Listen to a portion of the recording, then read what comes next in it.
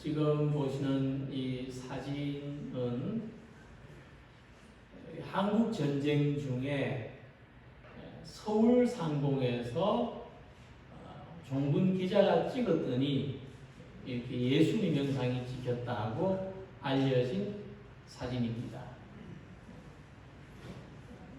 처음 보시나요? 굉장히 유명한 사진인데, 이 사진은 진실일까요? 거짓일까요? 결론을 말씀드리자면 이 사진은 거짓입니다.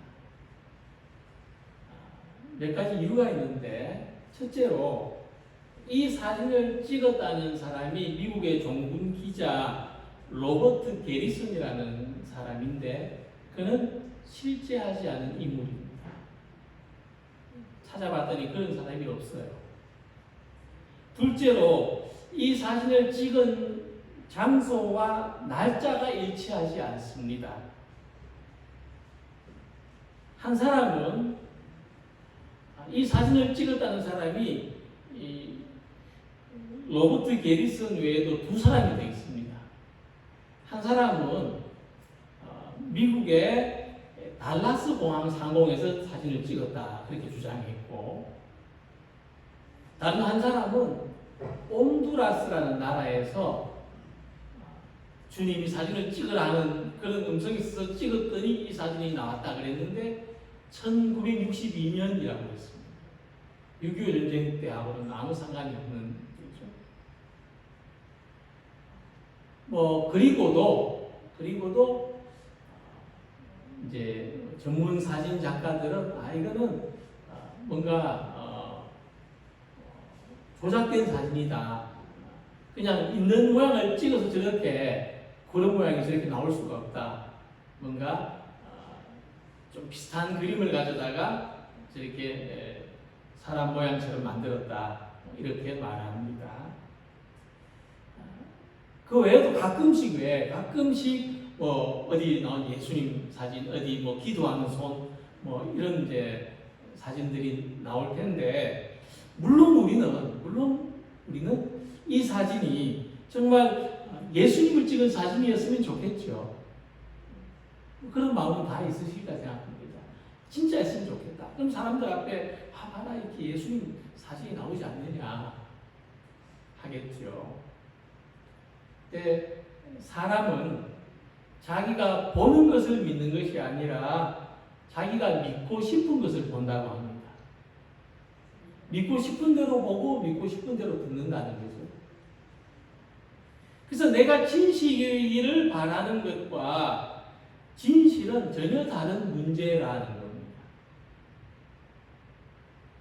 진실이었으면 좋겠는데 아닐 수도 있다는 거죠. 인류학자 그레고리 베이트슨이라는 사람이 있었는데, 사람이 진실을 판단하는 데는 세 가지 원리가 있다 그랬습니다.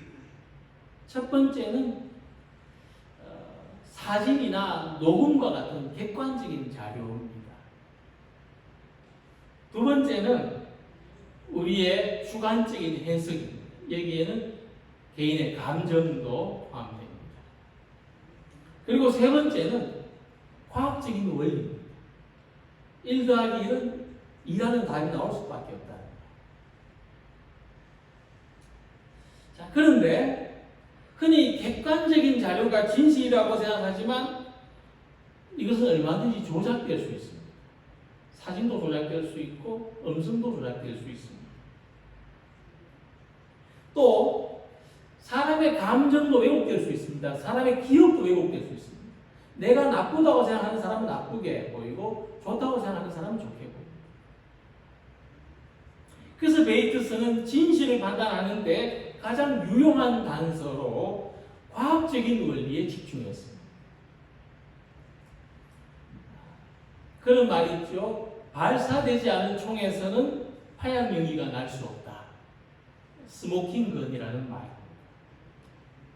지금도 이 원리는 범죄를 수사하는데 가장 유용한 이론으로 받아들여지고 있습니다. 우리 속담을 하면 아니 땐 굴뚝에 연기 나겠느냐 뭐 이런 말이에요. 과학적인 원인과 결과에 의한 판단이죠. 자, 이 이야기를 왜 말씀드리는가 하면 오늘 예수님은 진실에 대해서 말씀하고 있습니다. 사람의 진실은 무엇인가? 우리가 진실하게 산다는 것은 어떤 것을 말하는가? 예수님 말씀하시기를 너희 말은 옳다 아니라 이에서 지나는 것은 악으로부터 나느니라 하셨습니다. 진실을 말함에 있어서 옳은 것에만 옳다 하고 아닌 것은 아니라고 말하는 그 이상이 필요하지 않다는 겁니다. 예수님은 하나님의 자녀들이 진실하기를 원하십니다. 예수님 믿는 사람들은 진실하게 말하고 진실하게 살아야 합니다. 가장 큰 이유는 우리의 신앙에 근거합니다. 우리는 가짜를, 미신을 믿는 것이 아니라 진리를, 역사 속에 살아계셨던 예수님을 믿는 사람들이기 때문입니다. 그러려면 우리의 신앙이 진리 위에 기초하려면 우리는 진실을 추구해야 됩니다.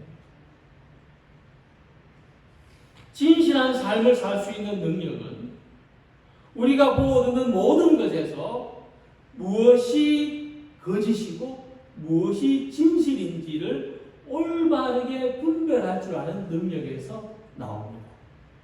그래야만 진실되게 살 수 있습니다. 내가 참과 거짓을 올바르게 분별할 수 있는 능력이 있어야 됩니다. 그래서 진실에 대해서는 예라고 할 수 있는 사람, 거짓에 대해서는 아니오라고 할 수 있는 그런 사람으로 살아가는 모든 성도들이 되시기를 소망합니다. 예수님 시대 유대인들은 맹세하기를 좋아했습니다. 근데 왜 맹세하기를 좋아했느냐? 이것도 결론적으로 말하면 진실되지 못했기 때문에.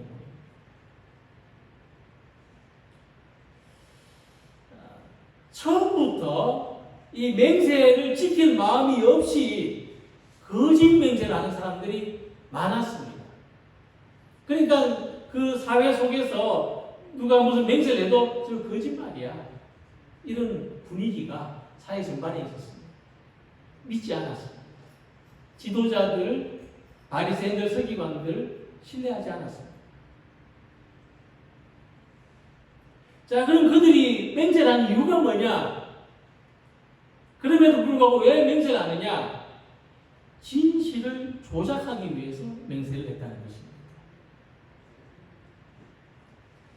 사람이 어떤 말을 한 다음에 하나님께 맹세를 하는 것으로 보증을 삼았습니다. 그러나 예수님 말씀하시기를 나는 너희에게 이르노니 도무지 맹세하지 말지니 하고 말씀하십니다. 맹세한다고 해서 진실이 보장됩니까? 어떻습니까? 누가 약속을 하고 손가락을 걸면 진실이다. 손가락 걸자고 하지 않으면 거짓이고 손가락 걸자고 하면 진실이다. 이렇게 믿습니까? 그러니까 사람들이 맹세를 남발하는 것은 오히려 진실을 외면할 목적으로 하는 것입니다. 그래서 예수님은 아예 맹세할 생각을 하지 마라. 그렇게 말씀하십니다. 우리가 어떤 말을 하든지 그것이 진실이라면 맹세할 필요가 없습니다. 특히 우리는 이 세 가지의 경우에서 맹세를 해서는 안 됩니다. 첫 번째는 자신의 이익을 위한 맹세입니다. 자, 옛 이야기에서 모순이라는 말이 유래됐는데 모순이라는 것은 어떤 말의 앞뒤가 맞지 않는다는 것입니다. 자, 어떤 시장에 창하고 방패를 팔아 나온 사람이 있었는데 창을 들고 말했습니다. 이 창은 세상의 어떤 튼튼한 방패도 다 뚫을 수 있습니다. 그 다음에 방패를 들고 말했습니다. 이 방패는 세상의 어떤 창도 다 막아낼 수 있습니다. 이 말이 모순입니다. 여러분들은 창을 사시겠습니까? 방패를 사시겠습니까? 믿을 수가 없죠. 두 말이 모순이기 때문에.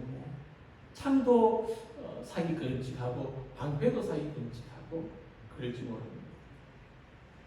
그러니까 이 사람은 뭐 장사하는 사람이니까 창도 팔고 싶고 방패도 팔고 싶은데 이 두 말이 맞지 않아요. 모순이라는 거예요. 그러니까 아까 진실을 판단하려면 과학적인 원리가 필요하다고 했는데 과학적인 원리 중에서 가장 흔하게 쓰이는 게 뭐냐면 실험입니다. 그럼 창으로 방패를 한번 찔러보면은 뭐 창이 센지 방패가 센지 알 거 아닙니까? 근데 실험하지 않습니다. 과학적인 입증을 하려고 하지 않습니다. 왜냐하면 그러면 거짓이 탄로가 나니까. 그래서 그것을 하는 대신 거짓 맹세를 하는 겁니다. 내가 장사의 신에게 맹세하노니 내 말이 맞습니다. 그러니까 사람은 자기 이익을 위해서 맹세하기가 쉬운데 우리는 어떤 사람의 맹세가 자기 이익을 목적으로 한다면 그것은 거짓이라는 것을 쉽게 생각할 수가 있는 것입니다. 둘째로 높은 권위를 세워서 맹세하는 것입니다. 유대인들은 하나님의 이름을 걸고 맹세하는 것을 가장 큰 권위라고 생각했습니다. 그 위에 더 큰 이름이 없습니다. 하나님 이름으로 맹세하면 제일 강하게 맹세한 겁니다. 왜 하나님의 이름으로 하는 맹세는 뭐냐면은 하나님이 보증해 주신다는 마크입니다. 그걸 찍는 거죠. 그런데 거짓 맹세를 하면서 하나님의 보증을 요구한다면 결코 하나님의 도움을 받을 수 없을 것입니다.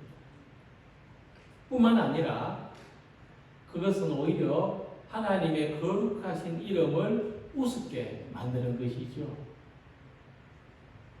하나님 입에 달고 다니는데 늘 거짓말을 하는 사람이라면 사람들이 어떻게 생각하겠습니까?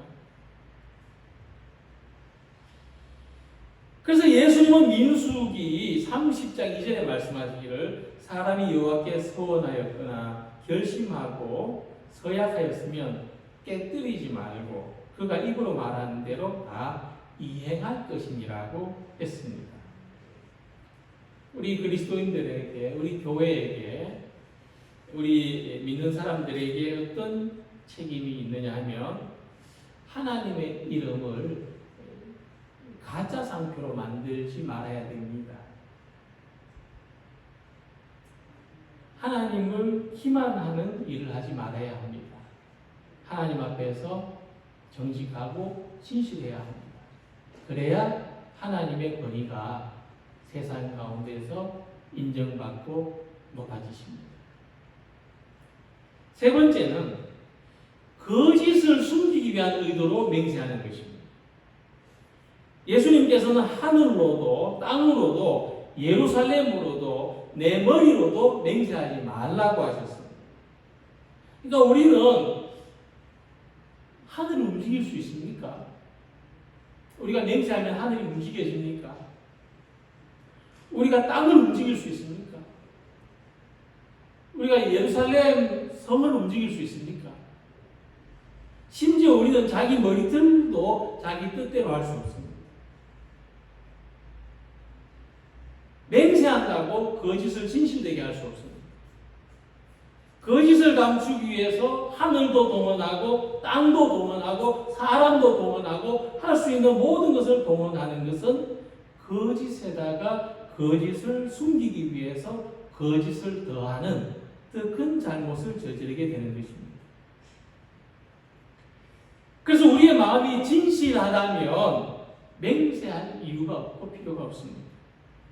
맹세하는 것보다 더 강한 능력은 진실되게 사는 것입니다. 물론 우리는 뭐 유대인들처럼 많은 맹세를 하지는 않습니다만은 우리가 오늘 기억해야 될 한 가지는 그리스도인들은 진실해야 된다. 하나님의 이름으로 내가 예수님을 믿는 사람이라는 것으로 내가 가진 배경으로 진실함을 보증받으려고 할 것이 아니라 내가 진실하게 삶으로써 내가 진실한 사람이 됨으로써 내 존재가 인정을 받고 하나님과 교회가 영광되도록 살아가는 우리 모두가 되시기를 소망합니다. 두 번째, 도무지 맹세하지 말라고 말씀하신 예수님의 뜻은 뭐냐 하면 사람은요, 맹세한 것을 자기 스스로의 힘으로 지킬 수가 없습니다. 우리가 꼭 뭐 마음 먹으면 못 지킬 일이 생기잖아요. 우리는 우리 스스로에게도 많은 맹세를 하고 살아가지만 자기 자신과 한 약속도 지키지 못할 때가 많습니다. 다른 사람들하고도 약속을 하지만 지키지 못할 때가 많죠. 최근에 제가 약속을 하나 어긴 것이 있는데 제 아내하고 내일부터 새벽기도 마치고 같이 운동을 하자 그런 약속을 했습니다. 뭐 얼마나 쉬운 약속입니까? 또 좋은 거죠. 근데 다음날 새벽이 되니까요, 유난히 허리도 아프고 목도 잠기고 그래가지고 잠시 누웠어요. 한 5분만 누웠다긴 나야지. 근데 눈 뜨고 나니까 아침이 돼 있었습니다. 또 첫날 뭐 죽겠구나 해서 내일은 기피고 가리라. 근데 태풍의 영향으로 비가 오네요. 그래서 또 그냥 잤습니다. 그러다 보니까 한 주, 벌써 2주째 지나가 버렸네요. 사소한 약속조차도 우리가 마음먹은 대로 지키기가 참 어렵습니다. 근데요, 맹세를 한다는 것은 약속을 하는 것보다 더 큰 책임을 가져야 지킬 수 있는 경우가 많습니다. 근데 사소한 약속이라도 자주 어기면 또 그럴 겁니다. 또 뭐 못 지킬 약속 하시나 말지.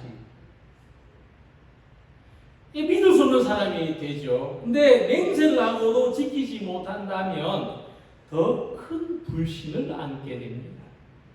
문제는 그럼에도 불구하고 우리 어떻게 생각합니까? 내가 맹세한 건 지킬 수 있다.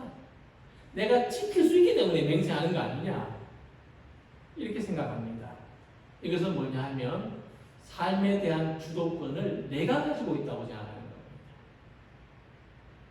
그러나 예수님 말씀하시기를 우리는 우리 자신의 머리털 하나도 검거나 희게 할 수 없다고 하십니다.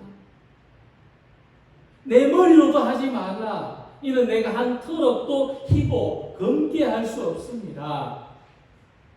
자, 그렇다면 우리가 어떤 것을 걸고 맹세를 한다고 해서 내가 이 맹세를 지킬 수가 없다는 겁니다. 더 큰 것을 걸어서 그것을 지킬 수 있도록 우리 자신을 옥죄어 보지만 그러나 삶은 내 뜻대로 되어지지 않는다는 것입니다. 하나님이 움직이시고 하나님이 다스리시는 것이 우리들의 삶입니다. 자, 그런데 유대인들이 무엇을 걸고 맹세했는지 마태복음 23장에 잘 나타나 있습니다. 화 있을진저 눈먼 인도자여 너희가 말하되 누구든지 성전으로 맹세하면 아무 일 없거니와 성전의 금으로 맹세하면 지킬지라 하는도다. 자, 이 말씀에 보면 유대인들은 이제 감히 하나님의 이름을 걸고는 맹세를 하지 못했지만은 성전이나 내가 성전을 걸고 하나님 계신 성전을 걸고 맹세한다. 또는 성전의 제단이나 내가 재단 앞에 내 목을 걸고 맹세한다.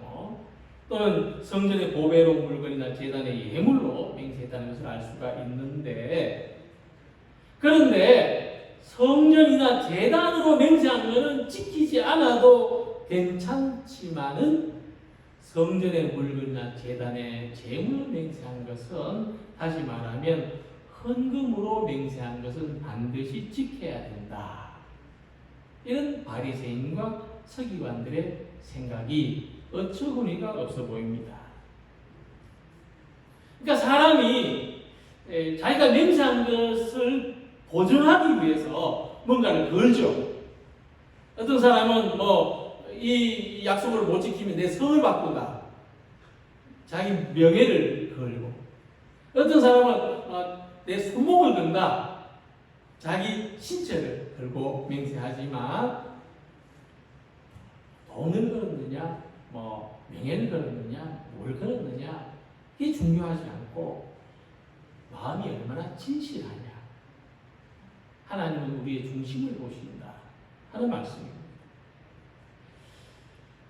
그래서 우리가 어떤 맹세를 하거나 어떤 약속을 하더라도 내 힘과 내 능력으로는 지킬 수 없다는 생각을 해야 됩니다. 그래야 우리는 좀 우리의 삶이 진실에 가까워집니다. 안 그러면 자꾸 허황된 맹세, 허황된 약속만 자꾸 하게 되고 진실성 없는 삶을 살게 됩니다. 그러니까 예수님이 아예 맹세 자체를 하지 말라고 하신 것은 자만하지 마라. 스스로 책임질 수 있는 것처럼 자만하지 마라.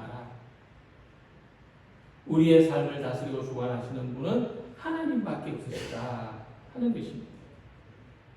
그래서 우리는 우리의 생각대로, 우리의 의지대로 살아갈 수가 없고, 아침에 겨우 운동하는 것조차도 내가 마음먹은 대로 할 수 없지만, 하나님께서는 우리가 무엇이든지 할 수 있도록 도우시고 함께 하십니다. 자신이 없어하는 일들을 할 수 있도록 하나님이 힘을 주십니다. 내 힘으로 해야지 하지 말고 하나님 힘 주세요. 하나님 할 수 있게 해주세요. 기도하시기 바랍니다. 하나님은 말씀이 능력이십니다. 하나님 말씀하신 대로 천지가 창조되었습니다. 말씀으로 능력 있게 행하신 하나님, 하나님 말씀대로 내게 이루어지게 해주세요. 하나님을 의지하는 성도님들이 되시기를 바랍니다. 자, 그래서 거짓된 마음으로 맹세하지 말라고 하신 예수님은 우리가 어떤 사실을 확증하는 말을 할 때에 예 할 것은 예만 하고 아니오 할 것은 아니오만 말하라고 하십니다. 오직 너희 말은 옳다 옳다, 아니라 아니라 하라. 이에서 지나는 것은 악으로부터 나느니라. 옳은 것은 옳다만 하고 아닌 것은 아니라고 하니라. 그런데 우리가 예라고 해놓고 나서 근데 하지만 이렇게 말하는 것이나, 또 아니오라고 하고 나서 그렇지만 이렇게 하는 것은 순수한 마음이 아니라는 거예요. 거짓과 진실에 대해서는 분명히 해야 된다. 그런데 우리는 어떻습니까? 예 또는 아니오라고 하는 데서 멈추어지지 않습니다. 우리는 더 상대방을 납득하게 하고 이해시키고 싶은 마음에서 더 말하게 되고, 또 우리가 좀 자신이 없어서 또 어떤 핑계 또는 변명을 하게 됩니다. 근데 오히려 말이 길어질수록, 예하고 또는 아니하면 끝나는 일을 말이 길어질수록 진심이 흐려질 수가 있습니다. 또는 진심을 전달할 기회를 잃어버릴 수가 있습니다.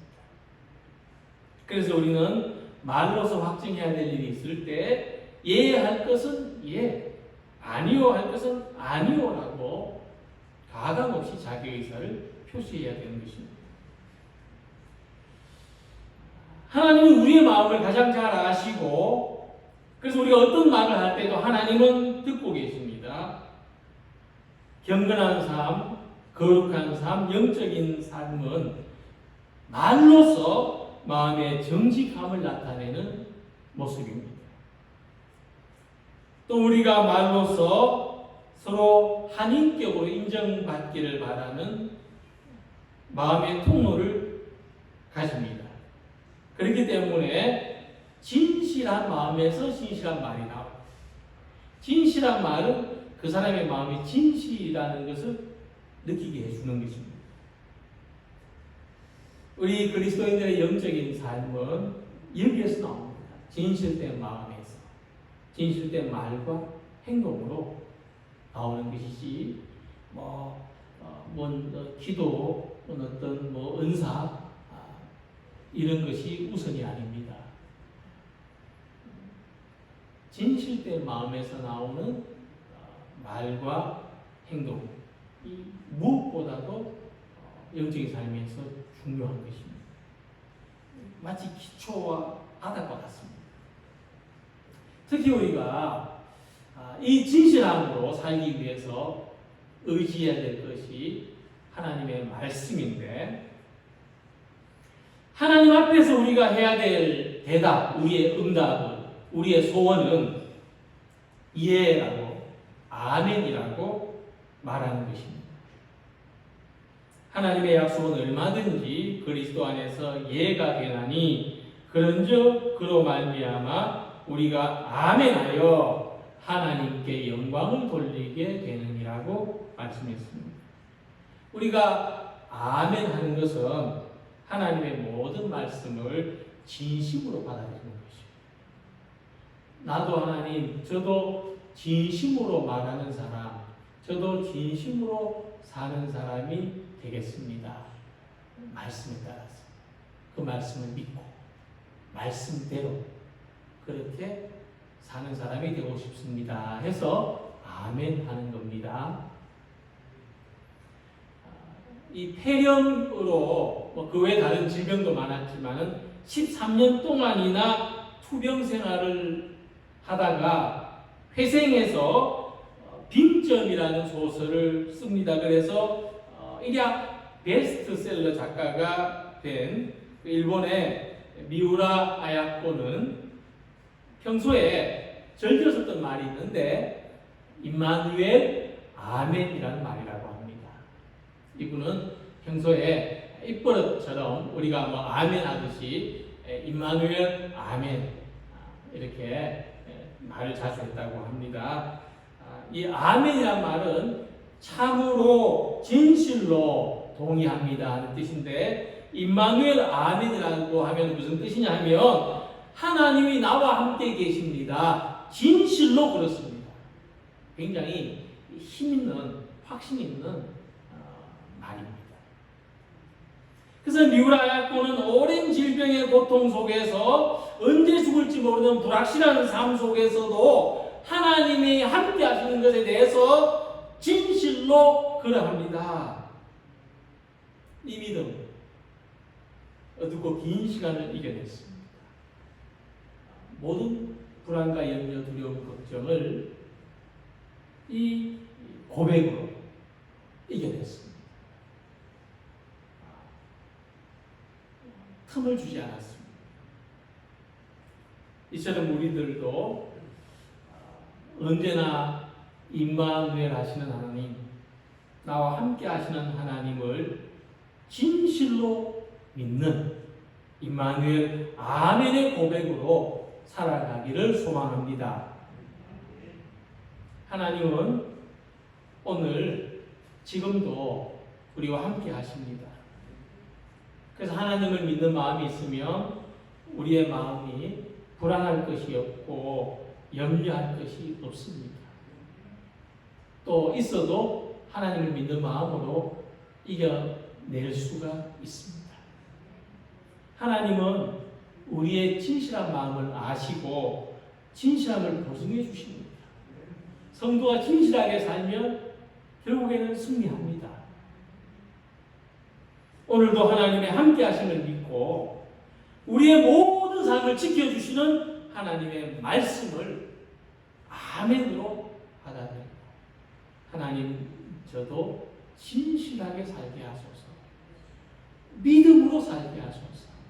하나님이 나와 함께 하십니다. 아멘으로 살아가는 우리 모두가 되시기를 주님의 이름으로 기원합니다. 기도드립니다.